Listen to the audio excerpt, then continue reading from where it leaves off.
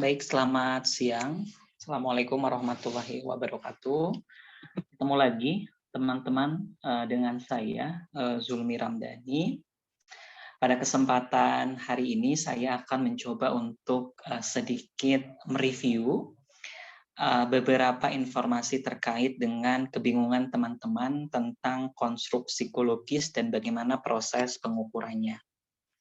Seperti yang bisa kita lihat pada slide berikut ini, ada beberapa poin besar yang ingin saya coba sampaikan dalam waktu yang tidak lama, yaitu berkaitan dengan seperti apa konstruk psikologis itu, kemudian bagaimana karakteristik dari konstruk psikologis dan perbedaannya dengan konstruk fisik, kemudian bagaimana bias-bias yang mungkin akan terjadi dalam proses pengukuran psikologis, dan juga adalah bagaimana untuk melakukan measuring atau pengukuran dari konstruk psikologis tersebut.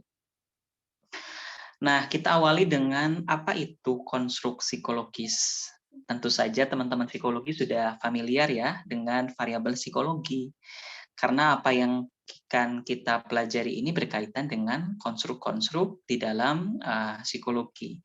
Misalnya adalah kebahagiaan, kemudian ada anxiety, kemudian ada resiliensi, kemudian ada persepsi, dan berbagai macam konstruk-konstruk psikologis yang tentu saja saat ini sudah familiar di kawan-kawan semuanya. Nah, berkaitan dengan itu, konstruk psikologis memang sedikit berbeda dengan konstruk fisik, ya. Karena memang konstruk psikologis ini adalah sesuatu yang multitafsir yang sangat subjektif sehingga tidak bisa kita samakan dengan konstruk fisik. Ketika kita akan mengukur tinggi badan, kemudian ketika kita akan mengukur berat badan, dan kita akan mengukur berapa suhu badan kita saat ini, tentu saja pengukuran yang dilakukan adalah pengukuran terhadap konstruk fisik. Karena menggunakan alat ukur yang sudah valid dan tidak banyak menjadi perbincangan gitu ya, dan hasilnya pun menunjukkan fakta yang betul-betul empirik gitu. Nah, berbanding dengan konstruk psikologis yang ketika akan mengukur kondisi kebahagiaan yang dirasakan oleh seseorang, maka setiap orang mungkin akan mempunyai pemahaman yang berbeda tentang kebahagiaan menurut pendapatnya masing-masing. Si A pada lokasi tertentu tidak bisa disamakan situasi kebahagiaannya dengan si B. Begitu pula si C tidak bisa kita samakan persepsi kebahagiaannya dengan si D. Sehingga jelas konstruk psikologis ini berbeda dengan konstruk fisik. Kemudian kalau kita ditanya terkait dengan persepsi seseorang terhadap kebahagiaan, gitu ya. Ketika pertanyaan itu diajukan kepada orang yang sama atau mungkin diajukan kepada individu yang berbeda, maka satu pertanyaan itu mungkin akan menimbulkan berbagai penafsiran. Penafsiran A, penafsiran B, atau mungkin penafsiran C. Nah, ini yang kemudian sangat membedakan antara konstruk psikologis dan konstruk fisik. Atau ketika kita iseng untuk mencubit seorang anak kecil, mungkin subjek A akan merasakan sakit ketika dia cubit. Ya, kemudian subjek B mungkin akan merasakan biasa aja ketika kita cubit. Atau mungkin subjek C akan merasakan sakit yang begitu terasa sehingga dia terjerit-jerit dengan cubitan tersebut. Nah, sehingga bisa kita simpulkan bahwasanya konstruk psikologis itu selalu berada pada ranah subjektif gitu ya. Karena memang ini sedikit berbeda dengan konstruk fisik. Lalu berbicara tentang karakteristik daripada konstruk psikologis, ada dua hal besar yang tentu saja menjadi ciri khas dari konstruk psikologis. Yang pertama adalah dia bersifat less precise, ya, atau dia tidak cukup tepat untuk menjelaskan sesuatu. Yang kedua, dia bersifat less direct. Dia tidak bisa langsung untuk mengukur sesuatu. Katakanlah ketika kita akan mengetahui bagaimana situasi kebahagiaan yang dirasakan oleh seseorang, maka kita akan mengalami banyak situasi gitu ya, berkaitan dengan less precise atau tidak tepat. Mungkin ketika seseorang itu datang psikolog, kemudian dia berbicara kepada psikolog tentang apa yang dia rasakan saat itu gitu. Nah, mungkin apa yang ditangkap oleh psikolog, dia akan menunjukkan bahwa oh ternyata individu yang datang tersebut mengalami berbagai gejala, sehingga bisa didiagnosis kalau dia mengalami level kebahagiaan tertentu gitu. Tetapi untuk mendiagnosis level kebahagiaan yang dirasakan oleh seseorang, maka kita membutuhkan banyak hal yang akan tentu saja mempengaruhi kebahagiaan orang tersebut. Apakah orang tersebut memang betul pada kondisi yang optimal sehingga dia betul-betul bahagia, atau ternyata proses keberangkatan dia menuju lokasi, dia mengalami berbagai banyak dinamika psikologis, sehingga kita tidak bisa secara tepat untuk mengidentifikasi variabel tersebut. Kemudian, kenapa juga variabel psikologis ini disebut sebagai less precise? Karena sangat dipengaruhi oleh banyak variabel gitu ya. Apakah itu variabel yang berasal dari personal individu atau mungkin variabel yang didasarkan kepada lingkungan ataupun variabel-variabel yang tidak bisa kita prediksikan sebelumnya. Nah, yang kedua berkaitan dengan less direct. Untuk mengukur definisi kebahagiaan dari seseorang, kita tidak bisa hanya melihat dari tampilan fisik apa yang dia tunjukkan.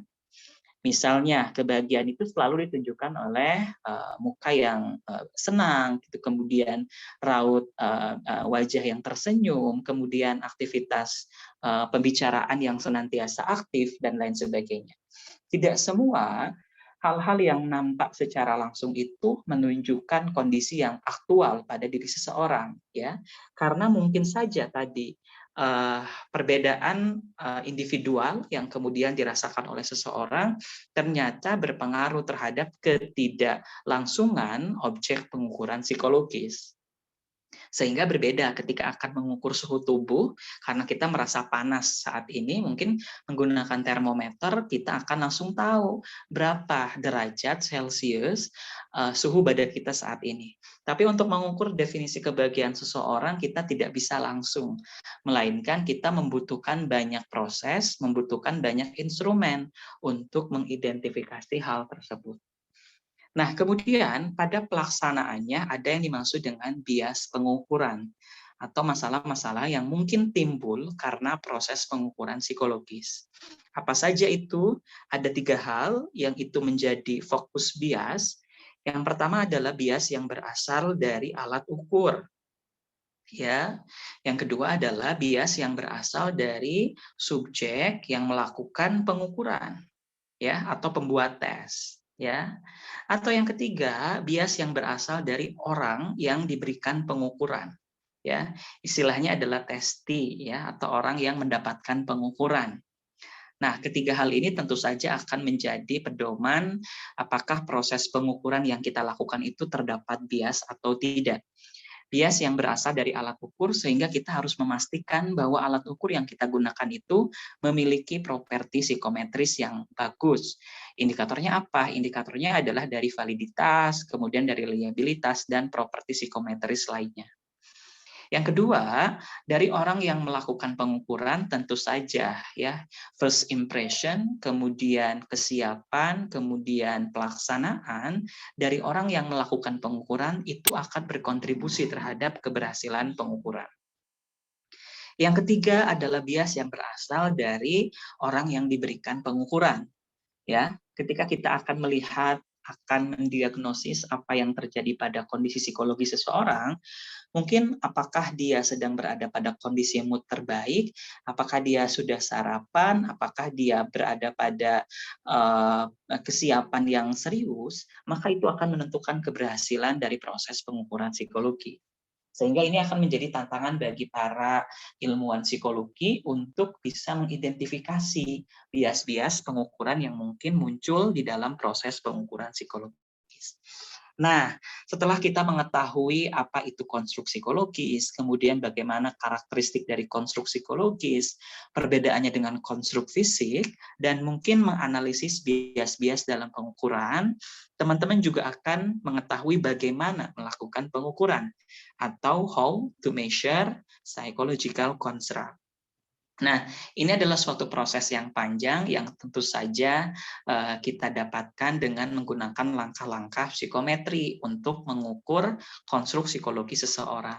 Ini sangat bergantung kepada tujuan peneliti atau tujuan ilmuwan.